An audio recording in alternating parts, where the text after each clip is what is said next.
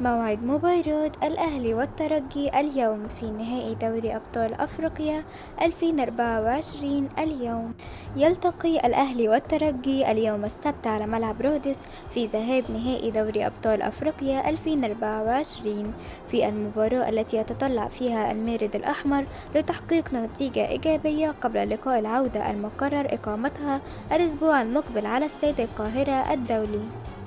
ويدخل الأهلي أمام الترجي التونسي من أجل النجمة الثانية عشر وبقيادة السويسري مارسيل كولر الذي يطمح في حصد اللقب الأفريقي الثاني له مع المارد الأحمر، والذي صرح بأن كفة الفريقين العريقين في القارة السمراء متساوية بينهما، وفقا لما ورد من معلومات رسمية عن مباراة الأهلي والترجي التونسي، فأن كولر قد شاهد 5 مباريات للفريق التونسي من أجل دراسته بشكل جيد ووضع خطة خوض المواجهة، وركز على نقاط القوة والضعف لفريق أبناء باب سويقة.